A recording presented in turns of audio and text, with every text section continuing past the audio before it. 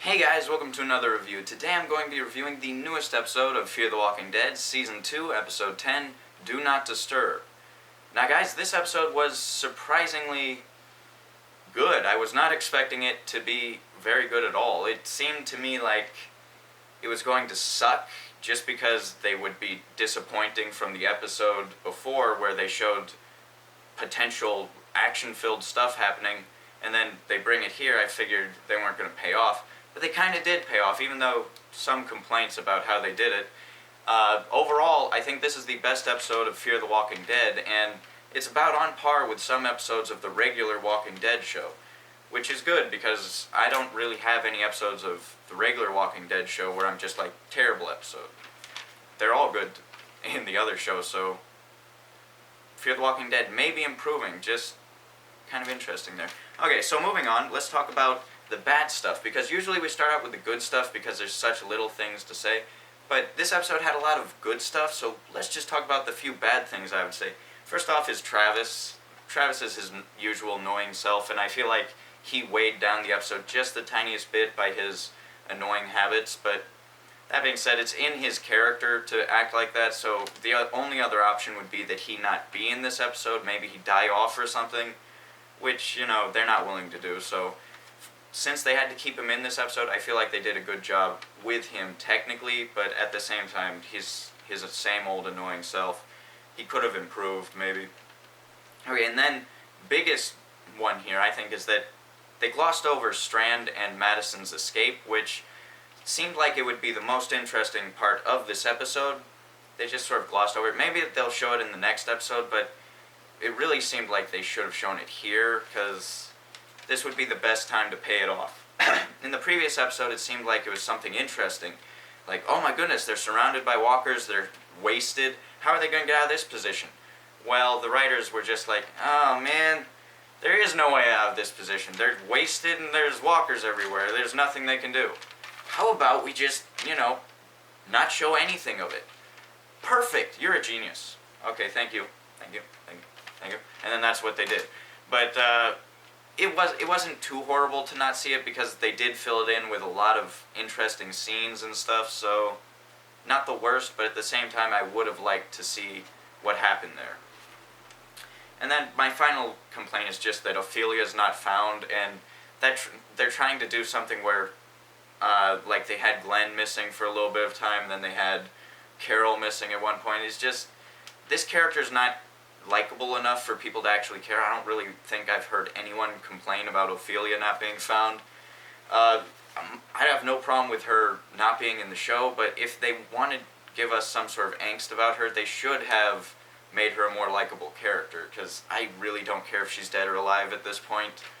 Just show it to us so we don't have to put up with their crap. That's what I'd like. So that's my small complaints. Basically, there's nothing really too big of a complaint. Then into the really good stuff, which first off is the new characters. I find them all to be likable. New characters such as the groom and his would-be mother-in-law. That's Oscar and Eileen. Yeah, Oscar and Eileen. They seem like they're interesting characters, and I think they're probably going to become regulars. Just from what we've seen, I feel like they're supposed to start interacting with our characters. And then the three guys that are hanging out with Chris and Travis, I like them. They feel like people that I've run into before, like old friends. They're goofy and quirky. That's like real people. Whereas all of these characters that we have normally are very boring. These guys made the show interesting, and I think that's a really good element. I hope that they stay in there. At least two of them, since we know that one of them is wounded now, or potentially wounded mortally, so that he just dies from that. I just think it would be cool to have these characters stick around longer than the characters that we have right now, because these characters are better than those. Okay, moving on from there. This episode did have more action. I like that. Better action, too, because what they showed, even if it wasn't too much action, like to the point where you were enjoying seeing it so much, but it was done well. That's what matters. You had felt tension for some of the characters. You felt like there was actually something in there for you to care about, and that was pretty good, pretty well done. And then better conversations, better dialogue, that was another good part. Just because normally what weighs down these episodes is endless amounts of talk, to the point where there's like 5 minutes worth of interesting stuff and then just everything else is conversations. This didn't really have that, and the conversations themselves didn't weigh it down. So that was really good. Now on to the general stuff. We see a wedding scene, that was pretty cool. I liked the characters in it. I felt like they were going to die, and they actually were dead by the end of the scene there. I thought they were. But then we see them later, and I thought that was cool to just have these new characters where we see their backstory of them. And in a way where it almost feels like you weren't going to have them as main characters. But they're definitely going to be main characters at this point, I feel. Okay, and then moving on from there, Chris and Travis have this whole hangout thing. They're talking to each other, seeming a lot more buddy-buddy than usual. We get to see their relationship a little bit better, which, is kind of creepy. I don't know, it seems to me like Chris is a bit of a psycho, and the dad's just trying to keep his... he's trying to keep him in line most of the time. It seems a bit odd, but whatever. And then, what else?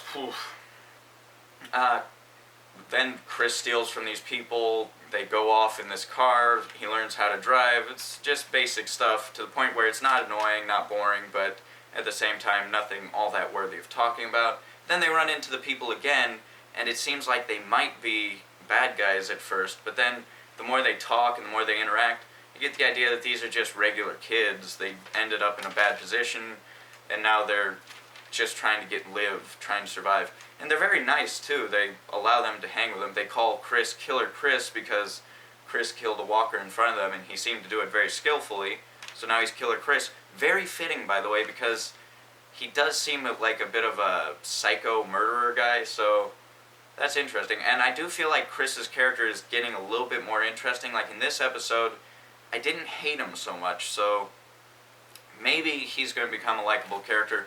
Or maybe not, I don't know. You can never tell with Fear the Walking Dead. It's sometimes they're like, look at this character, pretty interesting, huh? Okay, let's toss him to the side and make his character bad. And then here's another character. What do you think about this guy, huh? Yeah, let's toss him aside. It's like weird with them. Okay, anyway, they hang out with these new guys. They drive around. Then they get to this farm. Everything seems fine until at the very end, the farmer who owns the place comes in, and because Travis saw that the guy had to bury his family, suddenly Travis thinks that this guy's a saint or something, and they've got their guns all pulled on each other, and he's like, just stop, this is his place, we must leave. I would have honestly rather that the guys just shoot the farmer immediately, because in this world, if someone has a gun on you immediately, that's probably a bad guy. I don't care if he's got a family or had a family or anything. That guy's probably a jerk. Just kill him so you don't have to put up with him. I know it's probably, in this world, it's probably the right thing to just pull a gun on someone to make sure that they're in check, but if someone has a gun on me, I'm not going to be asking questions or just trying to lay down my gun and be nice guy. I'm going to kill the guy, which is what they basically end up doing. But first, the guy shoots one of their people in, I don't know, was it the gut or like the leg? I didn't really catch that.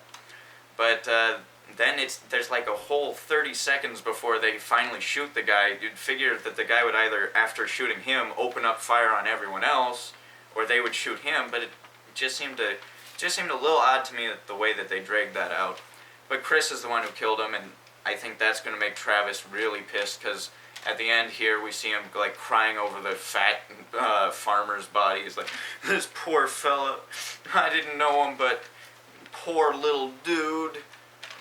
That's why I like Chris better than Travis, because Chris was just willing to do the right thing there, kill the guy who hurt their guy, and just move on.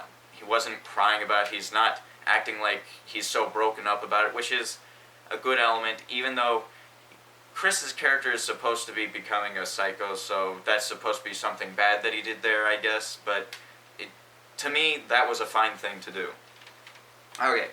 And then that's basically their story, Chris and Travis's story. There's a lot more conversations and stuff, but nothing too worthy of noting. Just them talking about whether they should stay with these guys or stay somewhere else.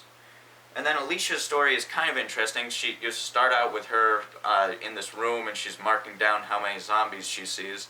That was a cool little thing to do. I'm not sure why it really matters for her to count them down, because the way she escapes is she just runs out and goes running down the hall. She didn't really expect to take them out or really do anything with knowing the numbers of the walkers she's seen. But I guess there was some reason for that. Then she runs into an elevator to escape the walkers that are coming from all sides, which this scene was very interesting to me. She opens the doors, jumps onto the, I don't know what they call it, the suspension of the elevator, and she's trying to scramble up. It gets kind of intense because the walkers are just a tiny little bit away from her. So if they leapt in the right way, they would have been onto her. And it felt more realistic because she wasn't just easily pulling up that thing. She was struggling like a real person would. And then she runs into the girl Elena, who is definitely a bad person. She's definitely nuts, without a doubt. She locked those people in. She's caused the death of tons more people from what she said. And she's talking crazy about what she's missing and what she needs to do this and how she can't leave this one place. So, and then Alicia seems to like this person too much because this person is cracked. This person is the worst human being that she's run into in a while, and for some reason Alicia just clings to her almost. Okay, and then Elena tells her about her missing nephew or something, and Alicia tells her about her missing family, so they decide to team up for some reason. They just want to find each other's families for each other, and they have this whole elaborate thing, which actually gets pretty interesting, to the point where she's dangling off the side of a building to get to the other side. That was cool there. So lots of interesting action. I liked that. It's kind of hard not to find things. It's kind of hard to find things to trash, which I kind of did want to find things to trash about this episode, but I'd have to get too nitpicky, and I feel like that would just be a jerk move. So honestly, this episode is really good. Just kind of shocked by it. Okay, and then Alicia and Elena end up downstairs where her mom would be, only the doors are locked up for some reason. I guess it was the people that have her nephew, who are Oscar and Eileen and a couple of other people, and they are telling Alicia that she's a bad person and she should not be hanging out with Elena. I don't know, and then they make their trade for keys to, I don't know, just the building, I guess, for the nephew. And then Alicia ends up running around. She has no idea where her mom is. She runs into one walker that looks like her mom, and I guess we were supposed to think that that's her mom, but from first glance you could tell that wasn't Maddie, because Maddie's face is there's no double guessing it. She is ugly as sin, and that is not her. But she kills the walker and then runs into her mom later down the hall, and that's pretty much where they ended off with her and the nephew guy and the Elena chick. I don't know, I can't remember all these names, it's annoying as heck. There's an Eileen and an Elena. Try remembering that. Okay, so it basically ends like that, and it's a pretty interesting ending. I feel like the next episode may give us some more interest. If they do it right, they might just do it wrong, and we'll see.